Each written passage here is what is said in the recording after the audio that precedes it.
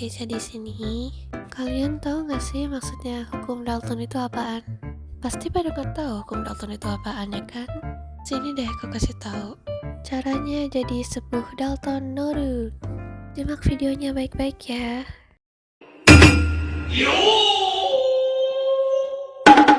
Nah, kalian tahu nggak sih apa itu hukum dasar kimia? Hukum dasar kimia adalah hukum yang digunakan untuk mendasari hitungan kimia dan hubungan kuantitatif dari reaktan dan produk dalam persamaan kimia. Dan kalian tahu nggak sih, hukum dasar kimia itu bukan hanya hukum Dalton atau perbandingan berganda doang.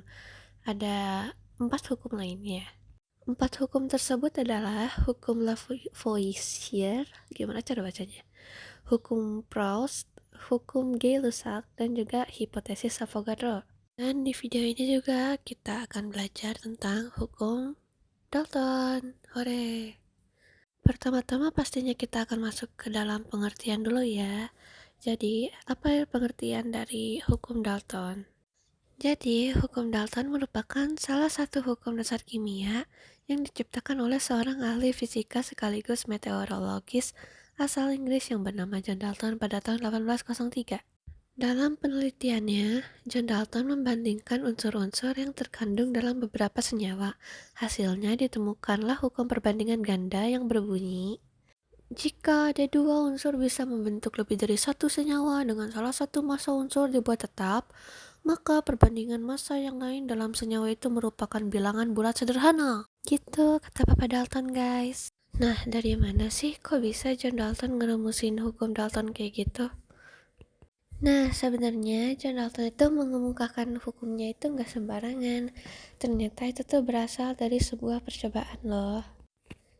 Nah, si Dalton ini mengamati adanya suatu keteraturan yang terkait dengan perbandingan massa unsur-unsur dalam suatu senyawa. Biar kita semua makin paham, nih mari kita amati tabel hasil percobaan reaksi antara nitrogen dan oksigen berikut ini. Nah, nitrogen dan juga oksigen dapat membentuk lebih dari satu senyawa. Di antaranya adalah nitrogen monoksida dengan rumus molekul NO dan juga nitrogen dioksida dengan rumus molekul NO2. Nah, dengan massa oksigen yang sama yaitu sebanyak 1 gram, ternyata perbandingan massa nitrogen dalam kedua senyawa ini merupakan bilangan bulat sederhana loh. Nah, jika kita perhatikan, massa nitrogen dalam nitrogen monoksida adalah 0,875 gram, dan dalam nitrogen dioksida adalah 1,75 gram. Maka perbandingan massa nitrogen dalam kedua senyawa tersebut adalah 0,875 gram banding 1,75 gram, yang dimana hasilnya merupakan 1:2 atau setengah. Nah, selain itu ada juga contoh lainnya loh. Contoh lainnya itu misalnya ada unsur C dan juga unsur O dapat membentuk jadi dua senyawa yaitu CO dan juga CO2. Kemudian pada masing-masing senyawa itu terdapat massa C dan juga massa O, dan juga ada perbandingannya yaitu C banding O. Pada senyawa CO, massa C adalah 12 gram sedangkan massa O-nya adalah 16 gram. Berarti perbandingan massa C dan juga massa O dalam CO adalah 12:16 atau 3:4.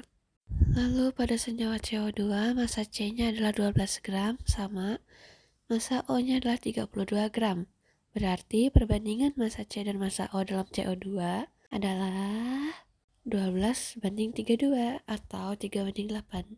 Nah, perhatikan massa C dalam CO dan massa C dalam CO2 sama ya, yaitu 12 gram. Bisa dilihat juga dari perbandingannya untuk C nilainya sama-sama 3 ya. Jadi, menurut hukum Dalton, jika massa salah satu unsur tersebut sama, berarti pada contoh ini adalah massa C-nya yang sama, maka perbandingan massa unsur yang lain dalam senyawa-senyawa tersebut berarti perbandingan massa O dalam senyawa CO dan CO2 merupakan bilangan bulat dan juga sederhana. Ya, jadi gitu deh intinya mah. Woi, woi. Oke, kamu kelupaan sesuatu nggak sih?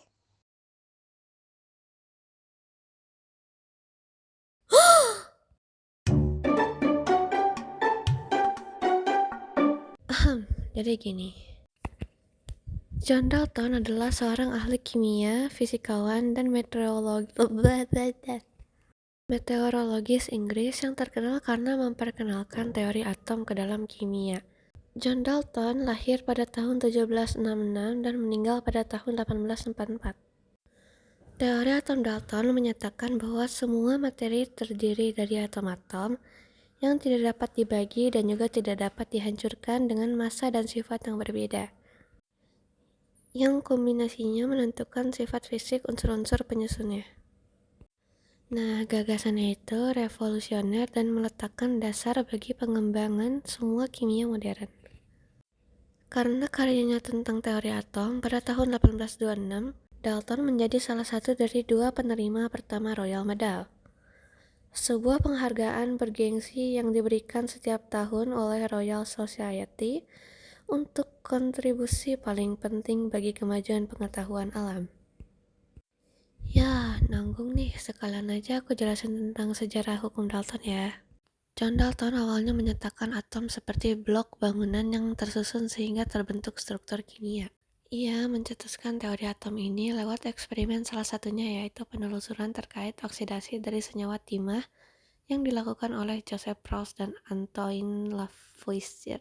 Dalton mempelajari penelitian ilmiah kedua ilmuwan tersebut dan menyebutkan bahwa semua pola dalam percobaan yang telah dilalui akhirnya membentuk satu atom dari senyawa timah. Hal tersebut memungkinkan potensi penggabungan atom oksigen. Nah, Dalton itu yakin teori ini merupakan jawaban dari fenomena air yang dapat menyerap gas dalam perbedaan ukuran. Lalu, setelah melakukan pemeriksaan hasil eksperimen yang ia lakukan secara empiris, teori atom pertama ini ia yakini sebagai teori yang murni ilmiah. Nah, mari balik lagi soal hukum Daltonnya ya. Lihat nih, ada ciri-cirinya juga loh. Yang pertama, ciri-cirinya adalah memiliki nama lain. Nah, kalau aku lihat di buku sih, katanya nama lainnya itu perbandingan berganda atau hukum kelipatan berganda. Nah, lanjut aja ke ciri-ciri kedua ya. Ciri kedua ini menyatakan bahwa hukum Dalton ini dilandasi oleh hukum Proust atau hukum perbandingan tetap, dan juga hukum Lavoisier yang nama lainnya adalah hukum kekekalan massa.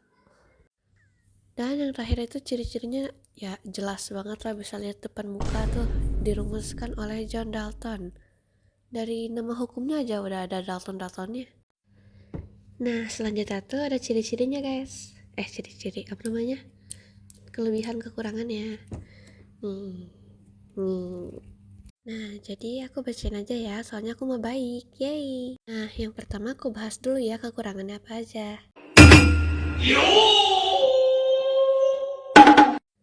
Nah, jadi teori atom Dalton memiliki kelemahan, salah satunya ternyata atom bukan partikel terkecil dan masih dapat dibagi lagi. Nah, kalau kelebihannya ini tuh dapat menjelaskan 2 hukum dasar kimia. Nah, yaitu hukum kekekalan massa dan juga hukum perbandingan tetap. Nah, apa sih hukum kekekalan massa itu? Nah, jadi hukum kekekalan massa merupakan massa yang dapat diubah menjadi energi. Hukum kekekalan massa atau dikenal juga sebagai hukum Lomonosov-Lavoisier adalah suatu hukum yang menyatakan massa dari suatu sistem tertutup akan konstan meskipun terjadi berbagai macam proses di dalam sistem tersebut. Nah, untuk selanjutnya mari bahas hukum perbandingan tetap.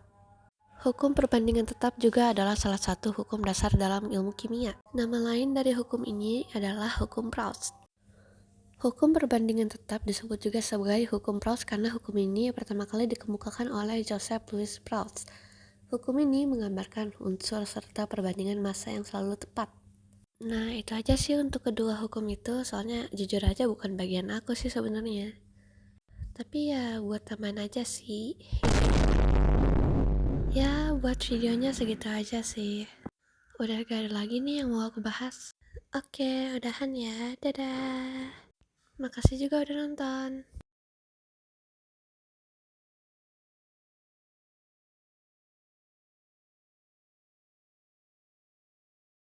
Yo, kalian tahu lah ya aku siapa?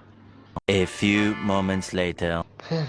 Gabut banget di sini coy, ngapain ya? Ya udahlah ya, aku bacain aja contoh soal yang ada di atas meja ini. Sebelumnya kita kerjain dulu apa yang kita ketahui. Jadi pertama kita tulis senyawa satunya. Senyawa satunya kan di situ ditulis 40% ya. Jadi massa X-nya adalah 40 dan massa Y-nya adalah 60. Dan jika kedua itu dibagi 20 akan terbentuk 2:3. Dan untuk yang senyawa 2-nya juga sama. Kan itu ditulisnya 50%. Nah, karena senyawa 2-nya ada 50%, jadi kita bagi aja massa X 50 gram dan massa Y 50 gram. Lalu jika dibuat perbandingan otomatis menjadi 1:1 karena angkanya sama. Dan agar X-nya sama sesuai yang diminta oleh soalnya, kita kaliin aja jadi 2. Jadi 2:2. Dan karena yang disuruh soalnya adalah massa unsur Y dalam senyawa 1 dan senyawa 2, kita tulis aja massa unsur Y-nya yaitu 3:2. Udah deh, yeay. Lah, what? Oh, ternyata ada lagi. Nomor 2. Unsur A dan B membentuk dua senyawa yang berbeda. 14 senyawa 1 mengandung 6 gram unsur A. 44 gram senyawa 2 mengandung 32 gram unsur B. Berapakah perbandingan unsur A dalam senyawa 1 terhadap unsur A dalam senyawa B? Sama seperti sebelumnya, kita cari dulu apa yang kita ketahui, baru kita buat perbandingannya lalu kerjakan soalnya. Apa yang disuruh dari soalnya maksudnya. Jadi kan senyawa 1 14 gram, sedangkan A-nya 6. Berarti 14 kurang 6 sama dengan 8 dong. Berarti massa B sama dengan 8 gram, sedangkan massa A sama dengan 6 gram. Dan jika dibuat perbandingannya dibagi 2 menjadi 3:4. Begitu juga untuk senyawa 2. Senyawa 2 kan 44 gram. Dan diketahui kalau unsur B-nya ada 32 gram. 44 dikurang 32 sama dengan 12 gram. Dan otomatis itu menjadi massa A-nya. Dan jika dibagi dengan 4 akan menjadi 3:8. Dan karena kita disuruh mencari perbandingan unsur A dalam senyawa 1 terhadap unsur A dalam senyawa 2, kita samakan dulu B-nya. Dengan cara kita kalikan senyawa 1 dengan 2 dan terbentuklah 6:8. Kan lalu kan B-nya sama tuh. Jadi ya udah kita tinggal ambil aja 6:3 yang menjadi 2:1. Ya udah sih gitu aja. Dah.